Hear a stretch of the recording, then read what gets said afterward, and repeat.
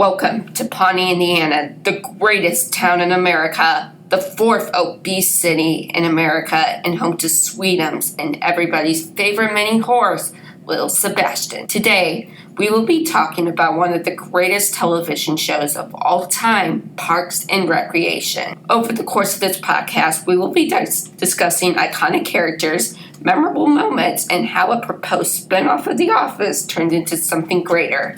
I am your host, William DeVere, and let's talk about Parks and Rec.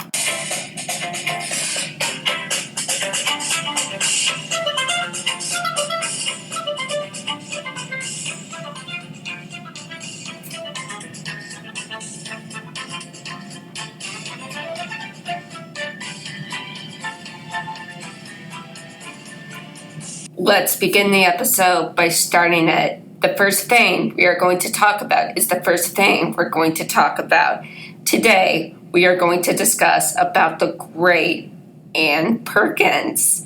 So, played by Rashida Jones, I just love Ann. She's a delight to be around. She's a ray of sunshine. She is a great friend. She is someone who you want to be with in your life. And Rashida plays her with such grace. She's likable. Just everything about her just seems natural. And for those people to think, oh, Ann's not funny, well, she isn't laughed out funny, but that's okay. She's supposed to be the everyday person. She's supposed to be there to help Leslie throughout all of her problems. And she does have a great few comebacks that we're going to be talking about later. So the first thing we're going to be talking about Ann Perkins is we have to go back before Parks and Rec debut episode, even before Parks and Rec was created. So for those who might not know, Rashida Jones played Karen Filippelli on The Office, and she was Jim's girlfriend and worked in The Office. So Rashida Jones played Karen in the third season, and she served as object to block Jim and Pam from having their romantic relationship. And the fans of The Office don't like Karen because Jim was not with Pam. And a lot of fans look down on Karen. In my opinion, I loved Karen on The Office. She was funny, she was nice, she fit into the overall environment, and she was someone that I could see be with Jim. But as we know, Jim ends up with Pam because it's one of television's greatest love stories, and Karen is thrown off to the side, and she really isn't even given a proper send-off other than Pam getting closer with her, and it just seems off. Like, it seemed very off. It's almost like they just threw Rashida Jones under the bus for Jim and Pam. And it was very sad because Rashida Jones was so talented in everything she does. And it was sad to see such a lovable character in The Office go away. But we didn't have to wait too much longer because she was cast as Ann Perkins in Parks and Rec. So she got her shot at redemption, and she really made the best of it. She proved that she was meant to be there. She was meant to be a main character, and she was the heart of the show. And screw The Office, because Parks and Rec handled Rashida Jones 10 times better than The Office ever did. So one of the big things I love about Ann is her relationships with the other characters throughout the show. So the most important relationship is obviously her relationship with Leslie Knope, and that friendship, it defines the whole series. And Ann helps Leslie helps Ann. They each help each other to become better people. And going to that board meeting in the pilot episode made Leslie dedicated to fill up the pit, which became a friendship, which was really cool to see. And before Parks and Rec, we never really saw a strong female friendship. I mean, and friends, like obviously Rachel and Monica and Phoebe and all sorts, but we didn't really get to see, like, two people have flaws like a natural way. And it was a really beautiful thing to see. Leslie's weird compliments to Anne, which we're going to be talking about later, and just a relationship is really a nice thing. And we're going to be also talking about the relationship in Top 5 Anne Perkins moments coming up later also. And so the second relationship is her and Andy. So that relationship did not work. Anne was working, she supported herself, and Andy just sat on the couch all day. Like, you were going to have Andy sit on the couch for all 7 seasons. That would have not worked one bit.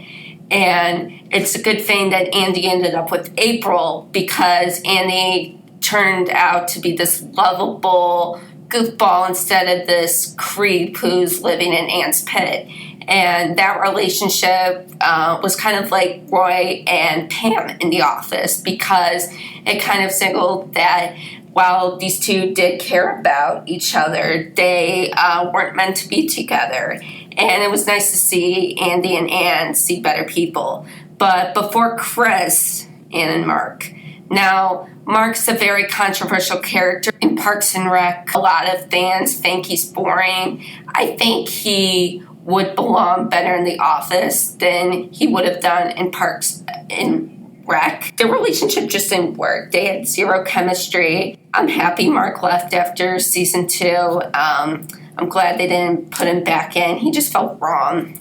But Chris, on the other hand, was very right.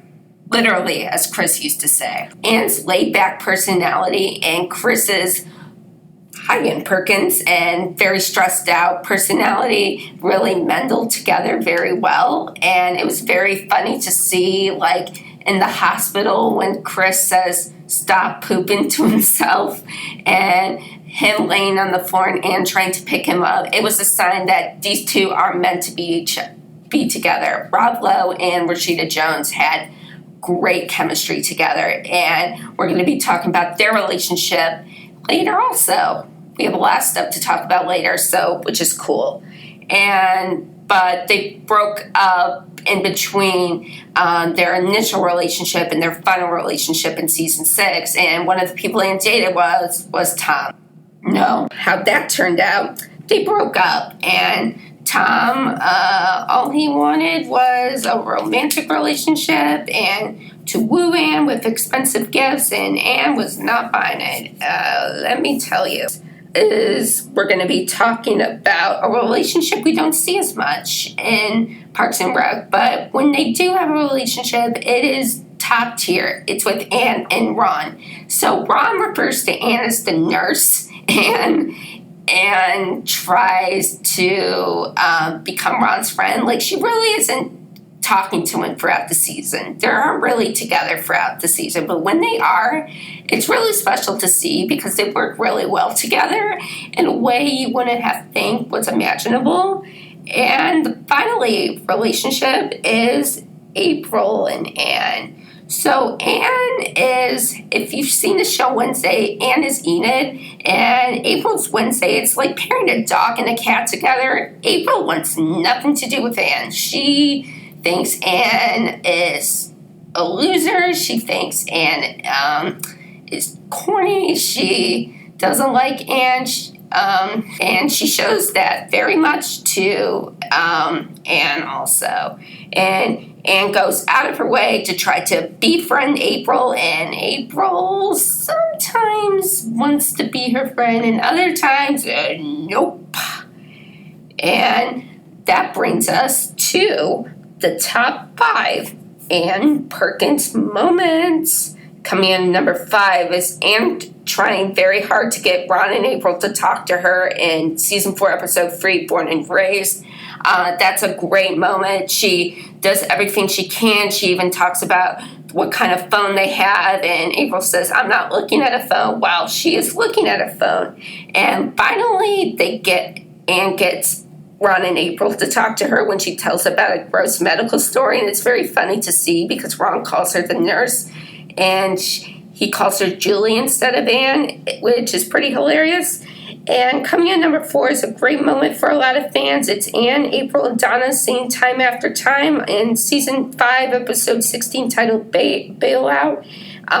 It's a great thing to see April and Anne once having a good relationship in that moment, and Donna joining in to sing the chorus of Time After Time is a really defining moment in this series.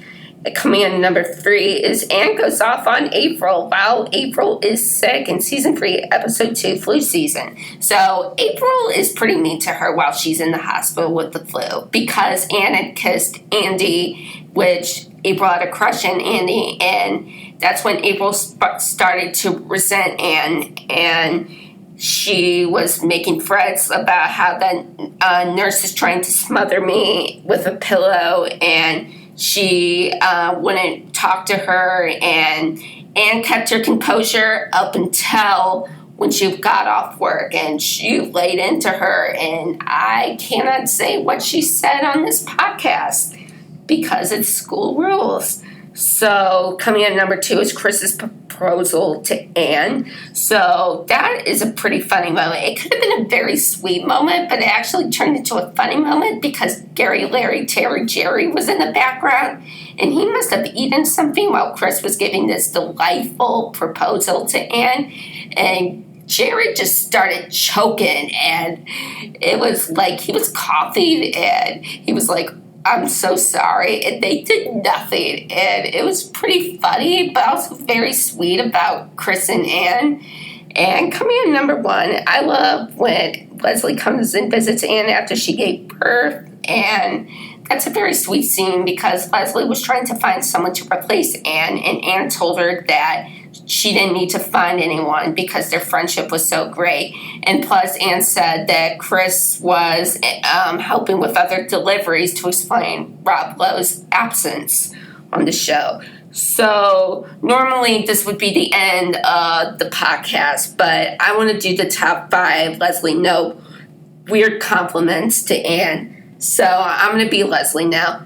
Oh, Anne, you beautiful, naive, sophisticated newborn baby. Anne, you beautiful tropical fish. Oh, Anne, you beautiful rule-breaking moth.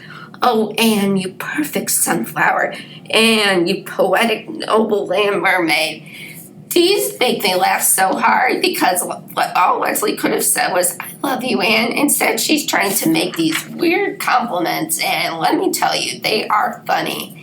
So that is the end of this time we have for today. For next time, we will be discussing about Parks and Rec's MVP, Nick Offerman's Ron Swanson. So thank you for tuning in, and see you next time.